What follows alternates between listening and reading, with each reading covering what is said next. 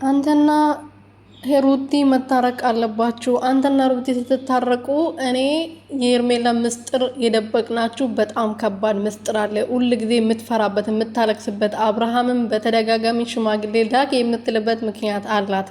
በጣም የፈራችሁ በጣም እናንተን ሁለታችሁን የደበቅናችሁ ምስጢር አለ። ያንን ምስጢር ለመናገር ደግሞ አንተና ሩቲ መታረቅ አለባችሁ። ሩቲ እያሰበች ያለችው አንተ እንዳመጣትና ከአብርሃም ጋር እንዳስተዋወቅካት ነው የምታስበው።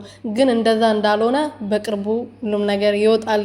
ግን በመጀመሪያ ከሩቲ ጋር ተታረቁ ብላለች። እንግዲህ ወይዘሪት ማርታ የምትባል የሄርሜላ እህት ማለት ነው። ሩትዬ ከአቤል ጋር በጭራሽ መታረቅ የለባትም በጭራሽ ማለት ነው። ሌሎቹን ይቅርታ ጠይቃለች፣ ተታርቋል። ሄርሜላ ሳይቀር አቅፋለች ማለት ነው። ሩቲ ግን ከአቤል ከሚባለው ሽልጥልጥ ጫታም ጋር በጭራሽ መታረቅ የለባትም። የቀራቸው እሱ ነበረ። ይሄንንም ደግሞ አሳምኖ ሊያስታርቋቸው ነው ማለት ነው።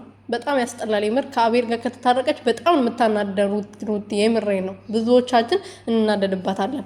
ሰላም ሰላም ቤተሰብ እንዴት ናችሁ? ደህና ናችሁ ወይ? እኔ ያለው እግዚአብሔር ይመስገን። በያላችሁበት ሰላማችሁ በዚህ ትረፍረፍ ይበልልኝ። እንግዲህ ማርታ የሄርሜላ እህት ነኝ ተብዬዋ ስለ እህቴ በጣም ተጨንቄያለሁ። ቤት ውስጥ እርግዝናው ይሁን ምን እንደሆነ አላቅም። በጣም ተቀያይራብኛለች። በጣም የደበቅናችሁ ምስጢር አለ። ያ ምስጢር ደግሞ ለመውጣት ሩቲና አቤል መታረቅ አለባችሁ። አንተ መታረቅ አለብክ። ሩቲ ሄርሜላ ከሩቲ ጋር እንድትታረቁ ትፈልጋለች ብላለች። እንግዲህ